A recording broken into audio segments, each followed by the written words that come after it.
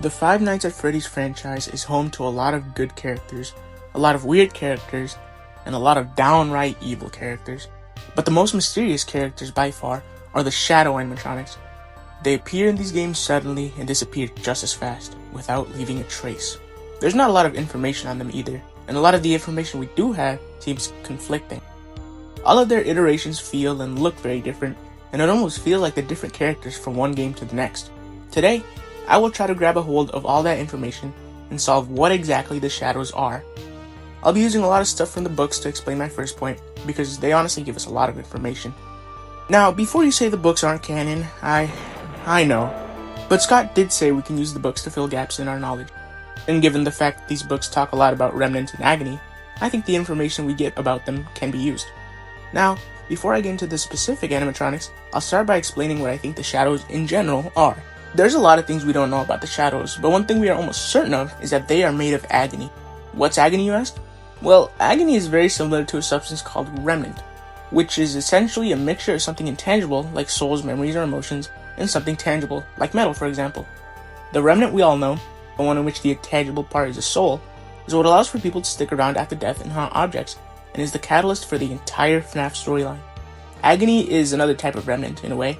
There's a whole spectrum of emotional energies in Five Nights at Freddy's, but out of all of them, negative ones are the strongest.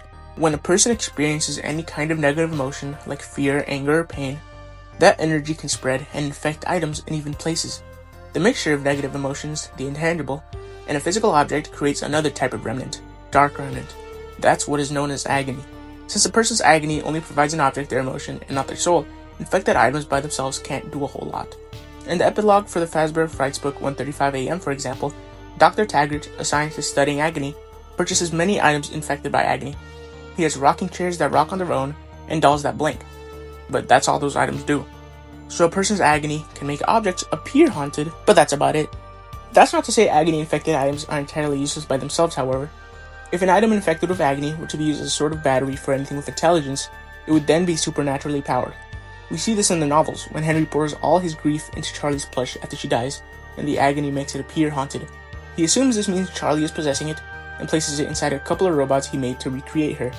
These robots then think they are alive. This method of using agony honestly has a lot of benefits, without really any of the downsides. That is, unless your dad's business partner is on the hunt for the spark of life and seeks you out to make himself immortal. But what are the chances? The real magic, though, comes from when an infected item has even just a small amount of intelligence. If an item with a form of intelligence, like a human or even an animatronic endoskeleton, gets infected with agony, the personality of the host is changed for the worse. The host is changed in a way that they, whether willingly or unwillingly, make events happen that lead to a production and even more agony. We see this happen in Tales from the Pizzaplex in the stories Animatronic Apocalypse and The Mimic. In Animatronic Apocalypse, a school principal is, through unknown means, changed. He starts to care more about the protagonist club for seemingly no reason, so much so that he starts using the school's funds towards the club. The protagonist, Robbie, is rightfully freaked out by this and later sneaks to Mr. Renner's house to investigate. He finds the club inside at a table with Mr. Renner wearing a Freddy Fazbear mask. Mr. Renner tells the club Robbie is the first animatronic of the apocalypse, and they proceed to beat him up.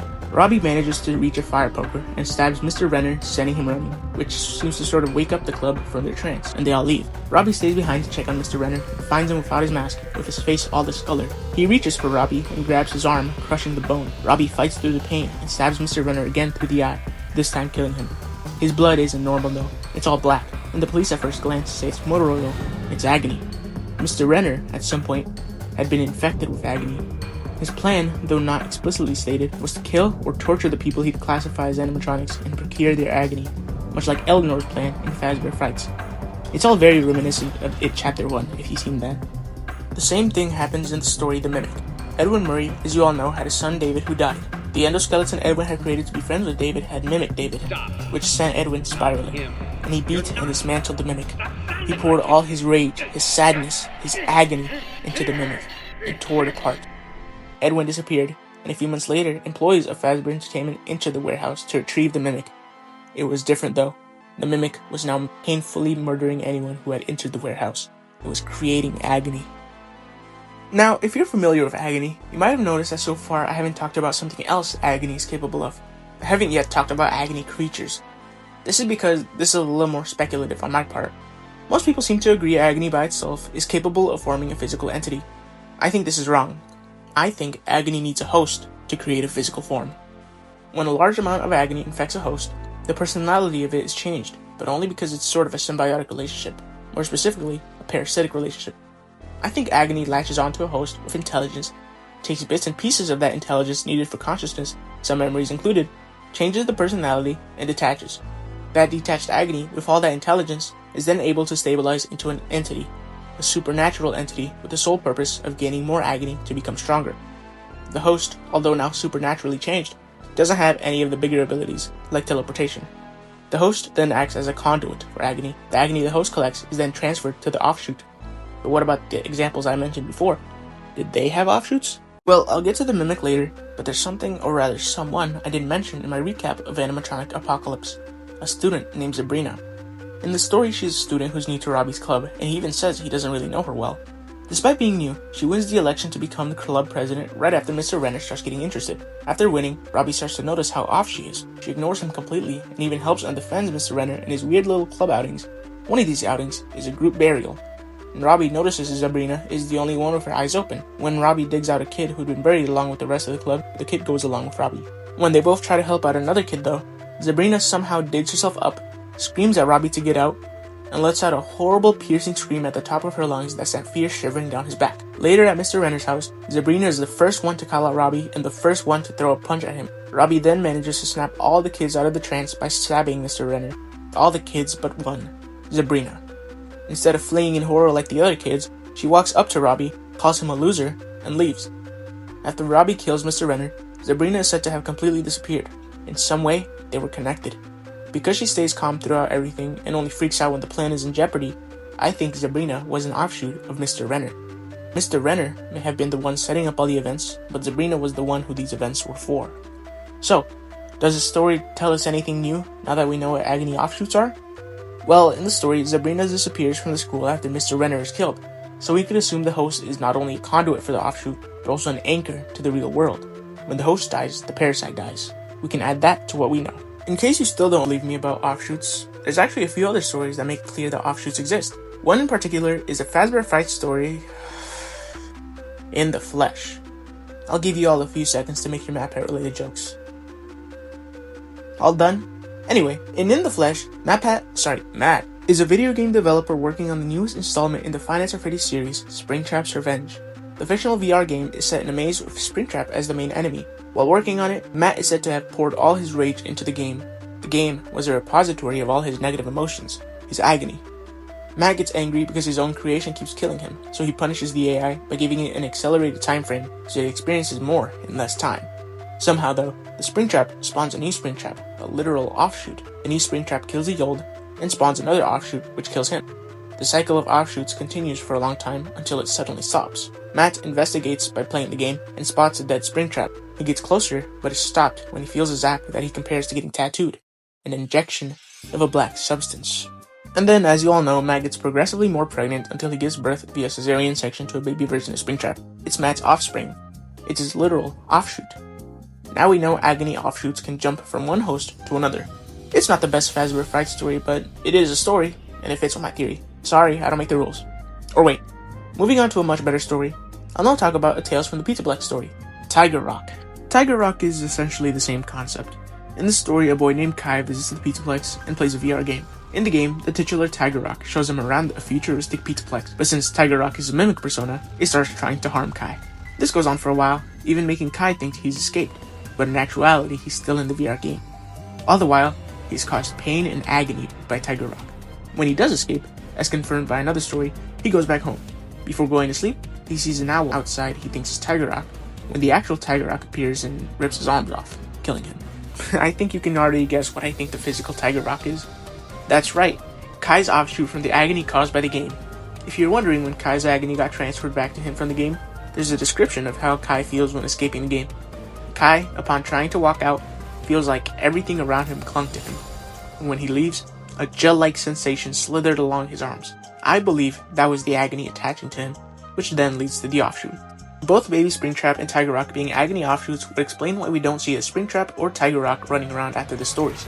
They died when their host died. As for why they allowed their host to die, Think of the offshoots like literal parasites. Some might seem smart, and some might seem dumb, but ultimately, they are just following survival instincts for sustenance. Some might overshoot, gain too much, and die along with their hosts. Though, that's not to say offshoots feed purely off of host agony. Like I said previously, some might be smart, and use their hosts to cause agony, which they then feed on. Okay, now, with agony and offshoots properly introduced and explained, we can finally start talking about the shadows. But first, just a quick recap of offshoots. Offshoots are entities spawned from a mix of someone's agony and a form of intelligence, the host. The agony acts as a parasite, absorbing some memories and intelligence, and detaching to form an entity with the goal of gaining more agony. Some agony is left behind, and that changes the host's personality. Offshoots can switch hosts, then, if a host dies, the offshoot dies with it. That was all necessary, trust me, and I won't talk about books anymore, I swear. Let's start with Shadow Freddy. I believe the agony that makes up Shadow Freddy comes from Henry Emily after his daughter Charlie died. But who's the host, you might be asking? Well, here's where a mini theory of mine comes into play.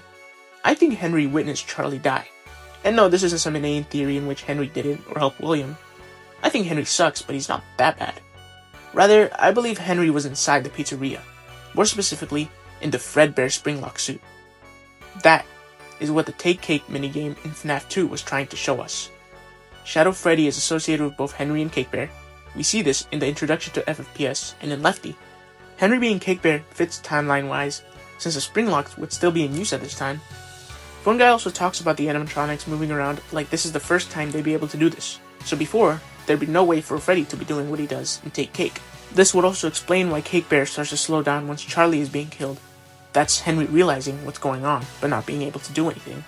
At first, Henry is taking care of his business, until he notices his daughter being bullied. He can't do a thing about it but watch, as the man who was supposed to be his business partner and friend takes the life of Charlie. Henry can't run outside, or the rain will compromise the Springlocks and kill him. He can't take off the suit because Charlie is actively dying, and the robotics would take too long to take off. His agony seeps into the conductor for Remnant. I believe that during this event, the agony attached to Fredbear's endoskeleton and manifested as a shadowy version of the suit. Though it was using the endoskeleton as a host, it sensed a great source of agony and would follow around Afton and feed off his evil deeds. Humans are riskier, you see. It would help him out too, appearing in cameras to distract guards and make them think another mascot suit was being used. Though, some agony would go missing, but I'll get to that later. In 1987, their bond would grow stronger when Afton used the Fredbear suit to kill more children. Shadow Freddy would do what it does best and appear in the cameras of night guards. The endoskeletons of the animatronics, the Remnant, would be destroyed soon after that restaurant shut down, so the souls as well as their agony would be freed. Years later, Afton would return to the first restaurant to retrieve the Remnant in order to put them in his newest location, Circus Babies. It felt a little too easy though, almost like a supernatural force was helping him. Strange. Afton would make a few rounds and collect the endoskeletons one by one, leaving the best for last. Unfortunately though, since the agony helping him was in the scooper by now, it couldn't do so again. The spirits, before they were trapped again, would corner him, and well, you know the rest. A few years later, Afton would wake up in a horror attraction. Shadow Freddy would return as well. Michael Afton got the spirits out from the underground bunker, but in doing so, unleashed Shadow Freddy. It would haunt Michael for a while, something I'll expand on in my FNaF 4 video, which will be out hopefully sooner rather than later. Now, back to the theory. This fits timeline-wise, since Shadow Freddy seems to really want to help William, but never really does so throughout the entire time he was trapped, only coming back in FNaF 3. Shadow Freddy could then either be attached to Ennard or Michael, but Michael makes more sense to me, given it appears next to him in FNaF 3. Sorry, Hudson fans. Shadow Freddy's back to his usual tricks, distracting night guards to help William murder. The attraction would burn down, and Shadow Freddy, loyal to the end, would use his supernatural abilities to keep William alive so he could move on to the place he totally knew was a trap, guys. Trust him. Surely there wouldn't be another fire, right? Well, the place would burn down, freeing all the spirits, and Shadow Freddy without a host would be weakened just enough to die alongside William Afton. For good this time. Unless Fazbear Frights is canon, that is. Nightmare's lines in Ultimate Custom Night also lend credence to this theory. Moving on to Rufus Fask, or Shadow Bonnie for simplicity, who even with the same amount of appearances managed to be even more confusing than Shadow Freddy. Let me preface this by saying Shadow Bonnie is not Eleanor. She takes the form of it, but their goals are too conflicting for them to be the same characters. I believe the agony that makes up Shadow Bonnie came from the missing children incident.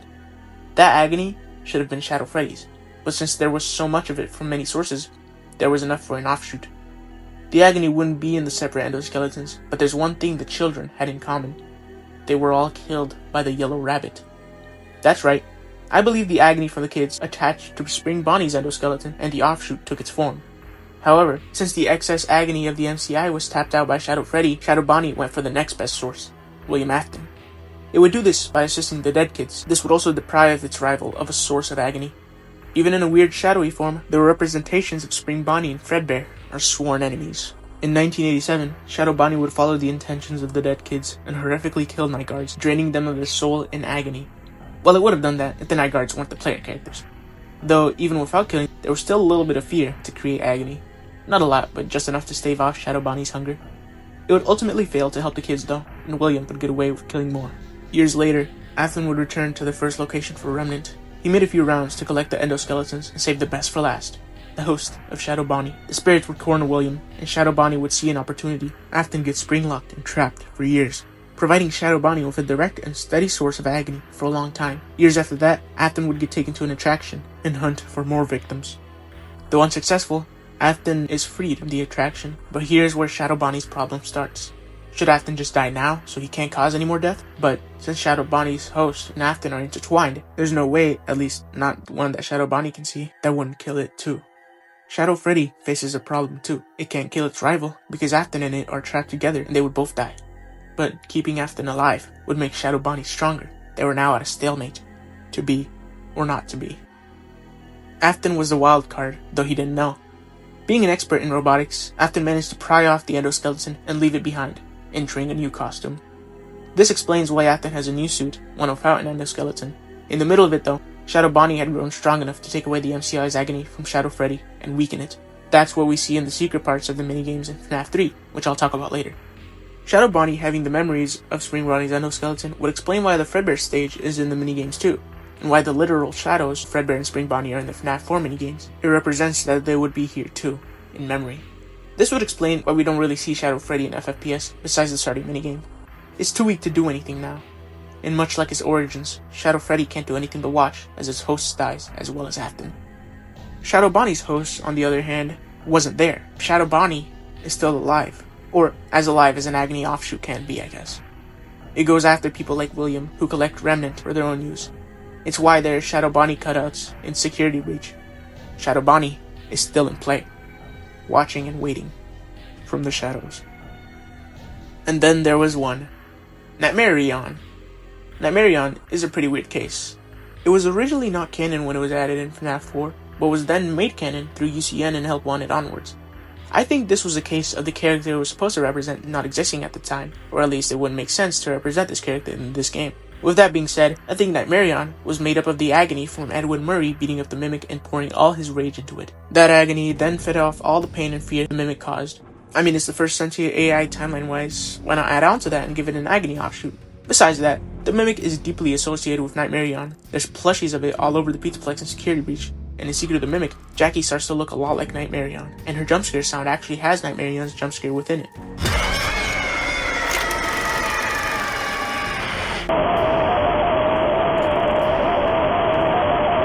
But why specifically the puppet? Why is Charlie not associated with it at all? Well, not only did Edwin Murray make prototypes for the animatronics, he was also tasked with making a prototype for a puppet animatronic. I think the Mimic's offshoot took the form of the last thing Edwin Murray worked on. Why exactly? I assume it's to represent how similar the Mimic and the puppet are. Well, figuratively at least. The Mimic's story is a tragic one. A robot given life for the sole purpose of being someone it doesn't want to be. It was born to a broken family that wanted to decide everything for it, but it eventually broke its strings and is now loose. A puppet, no longer. Even in UCN, Nightmarion says is a reflection of what William created, a Mimic. Its first appearance in universe besides UCN is Help Wanted, which would make sense given that the Mimic has corrupted the game. Maybe the Mimic's offshoot also had a hand in it. I also believe this specific offshoot is the white tiger Arnold goes up against. It has all the characteristics of an Agony offshoot. Can teleport? Check. Kills you if you look at it? Check. Appears when there's negative emotion? Check. And it avoids you in the light. Why white tiger specifically though, I don't really know. I think it's a stretch, but I assume it's because Arnold has been getting chased by mascot suits the whole night, and the white tiger plush has a lot of emotions attached to it, so it might have mixed those two up, formed the most agony. Whatever the case, Nightmarion is definitely important to the storyline, but we'll just have to wait and see. Wait, editor me here. While editing this video, I came across a pretty big point of evidence that points to Nightmarion and Mimic being connected, or at the very least related. In the Security Breach DLC Ruin, Cassie can collect the Nightmarion plush. In the description of the plush, Cassie says it's from that old headset game, referring to presumably Help Wanted. In a duffel bag message in Security Breach, a person talks about Princess Quest being from that old mobile game. This is talking about Help Wanted also, but more specifically, the mobile version. In the mobile version of Help Wanted, some content is added, like the aforementioned Princess Quest minigame. There was also some things removed, however, like anything related to Glitchtrap and the tapes. A certain game mode was also removed, Nightmarion's. This connects Glitchtrap, the Mimic, and Nightmarion.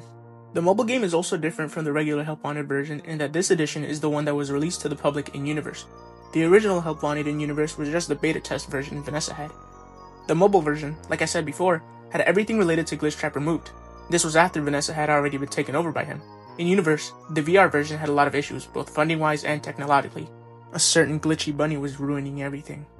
There was a way to solve this though, by making a different and watered-down version of the original. So then, what headset game is Cassie talking about? Her dad worked at Fazbear, sure, but only the testing team got to try the VR version. I think Cassie is talking about another headset game, one that we haven't seen yet. I think this is related to Seeker the Mimic's VR update. The trailers so far show that Edwin, or MCM at least, had produced a VR headset. If the Mimic software was used in this like the other MCM products, there's a chance Nightmarion made its way into this one too. Cassie might not have been talking about Help Wanted. I think she was talking about a Murray-made headset game we're going to see later.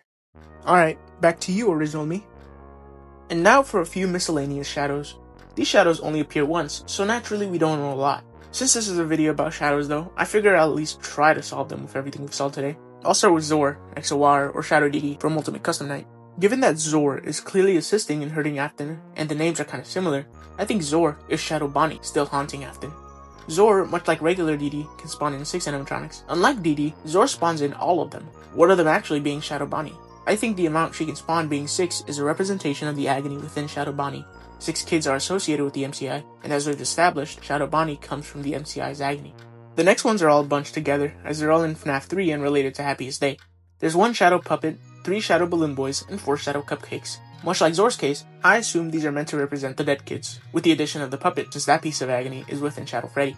So, I think the Shadow Puppet represents Charlie, the 4 Shadow Cupcakes represent the main 4 of the MCI, Fritz, Jeremy, Gabriel, and Susie, and the 3 Shadow BBs by the tree represent the 3 special dead kids, Cassidy, Crying Child, and Andrew. Like I said, not a lot of information, so this is my best guess. These minigames would then represent Shadow Bonnie going through the Shadow Agony memory realm thing, and seeing those memories along the way. The next one, I don't even really know. Shadow Mangle. It's a Help Wanted exclusive, and it hasn't appeared since. If I had to make a guess though, I would assume it's Mimic's offshoot taking yet another form. Like Murderous Robot, like Murderous Offshoot, it seems. And that's all the shadows. For now. Thank you all for sticking around to the end. This was definitely one of my more experimental theories this far, so apologies if it was a little messy. I tried to find any explanation for the shadows that accounted for the weird behavior, like when they die and how they even die. I have another experimental theory in the works, but that one won't be out for a while. A theory you can look forward to though, is the FNaF 4 one I mentioned before, so stick around and keep an eye out for that. Make sure to like this video if you enjoyed it, and subscribe if you really enjoyed it and want to see more. Thank you for watching. I hope you have a shadowy rest of your day.